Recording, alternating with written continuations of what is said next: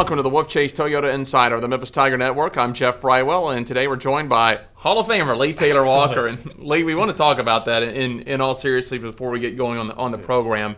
A few weeks ago, inducted into the M Club Hall of Fame, and had to be kind of special. We've talked a lot of times about you playing here and then coming back to be a coach, but talk about that whole process when they came down and told you that we need you to be at the banquet this year because you're going in. Yeah.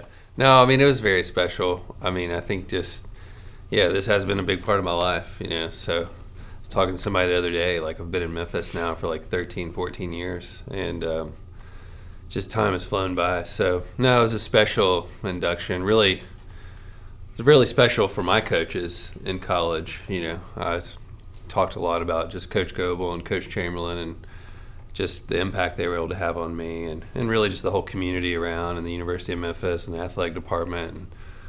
And, so many things go into whatever, people being successful or accomplishing whatever. It's really just more of a testament to everybody else that has just helped me or whatever. So I'm really thankful to the M Club, but just, everybody that took a little time and helped me out along the way. Well, your playing career was impressive, get you in the Hall of Fame. You never know down the road. Now you got the women's program rolling. Could be a two-time inductee as a coach later on. I don't know. We'll see. Let's talk about the season so far. Boy, you're having another great year already. You're coming off some home wins over Murray State in Chattanooga, and that ran, I believe, your home winning streak to 35. Yeah, no, we love playing at home. Chattanooga and Murray State actually both significantly better than last year. And fought hard and played us tough, really. I mean, we beat them both 4-0, but both pretty competitive matches. I think they'll both probably be up for their conference championship this year and probably finish anywhere between 50 and 75 RPI. So good wins that historically in the past probably not that good of wins on paper. Didn't really do much for us, but those will be two that'll carry us strong probably through the season with the RPI. As the streak continues to build, you're up to 35 again in a row. Where does that? Does there get to be a point where it ends the novelty of it, the great winning streak, and all of a sudden it becomes kind of a weight on your back, and there's some pressure to the kids to go, oh, we don't want to be the team that has the streaks snapped. Right. Yeah. Well, I think last year we had some really tough home matches that were able to come through, and a lot of people thought, maybe it would get broken when we hosted top 16 Virginia. And then Kansas State and Columbia both pushed us hard at home. And we don't think about it too much. The one thing we do think about is just it is an advantage to play at home. And when you have a good support and a good crowd, like it can get you over the top. So, the thing I just kind of keep saying to our fans and even our team is that, like, hey, we've got tough teams coming in this year. Pepperdine's going to be a great opponent, Louisville, VCU, and Marquette. Those are our next 4 home matches. But shoot, Pepperdine will probably finish top 25 this year, and they're going to come in here having played a pretty good schedule up to that point. So, we certainly like the home streak, but we know what all goes into that, and so I don't think the pressure is building necessarily. We're going to have to play well, and so we are excited about it though, and we're grateful to our fans that come out and help us. Worth a couple of points, though. They always talk about football and basketball arenas worth some points. You get that streak going. That's got to be worth a couple of points at home. No, totally. I think our girls have a lot of confidence there, and last year we proved that. So anytime that, people will come in to play on our home courts, I think we feel like we're the favorite. Mm-hmm. Well, you've got another pretty impressive streak in the American Conference, the weekly awards. You've run off 4 straight. No one else in the American, I believe, has gotten one yet. Caroline Wagner, your latest player of the week. Yeah, that's been fun, and it's really, has been crazy. And we just found out now that Caroline got it for the 4th week. She beat a ranked opponent from Murray State and then went undefeated for the weekend. But and it's nice to see that it's been handed out to a different person every week.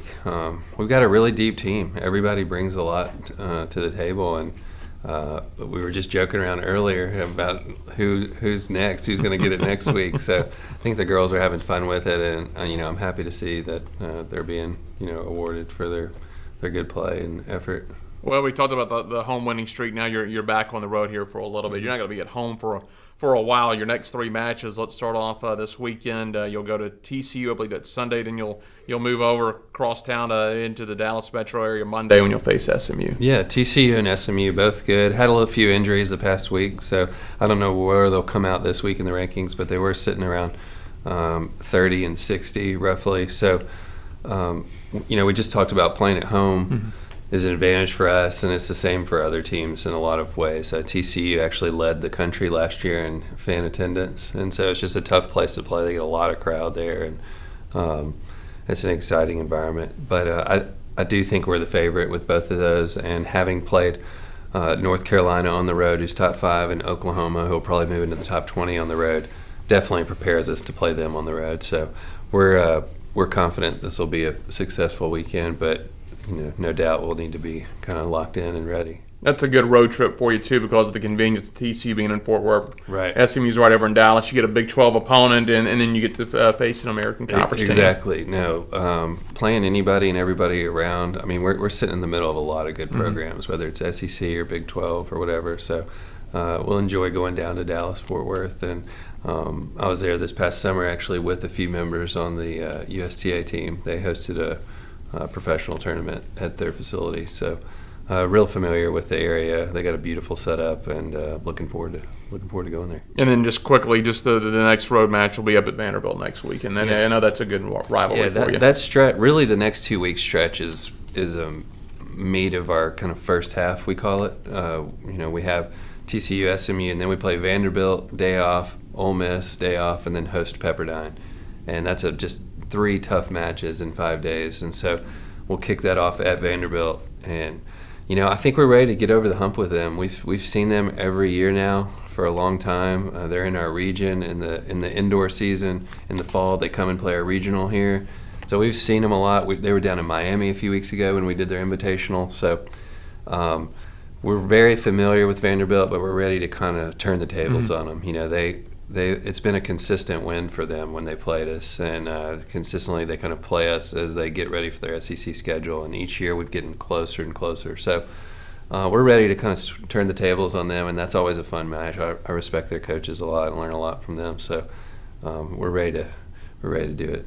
Coach, finally, the pro tennis tournament is in town this week. You just came from the early practice. Yeah. Shifts you guys to early in the morning, but before you guys go on the road this weekend, it's a good experience because any of your players that have aspirations maybe to play pro tennis can be around them a little bit. They're gonna that is your home arena, so they're gonna get pretty close contact with the pros and kind of see what that life's like. It's a great event. I mean, ever since we've moved there, it's been great. It's a highlight every year it comes around, and like you said, it's good for our team to get to watch the highest level there is and just learn from them. And so we were just talking about it yesterday, just to try to watch when you can, pick up on little things that we're working on because it's all pretty relative. They may do things at a higher level or maybe execute at a higher level, but a lot of the patterns and just mental things they go through are very similar. So. And the fact that it just draws so many people to the racket club, and they get to see the Memphis Tiger logo everywhere. It's just it's a great week for our team, and the guys' team getting the exposure they've gotten is even helpful. I mean, tomorrow night's going to be awesome watching the doubles team play the Bryan brothers. So everything about that tournament's just a plus for our program. Coach, sounds good. We appreciate it. Best of luck on the road this weekend. And again, congratulations on the Hall of Fame. Thanks a lot. That is Lee Taylor Walker. I'm Jeff Brightwell for the Wolfchase Toyota Insider on the Memphis Tiger Network.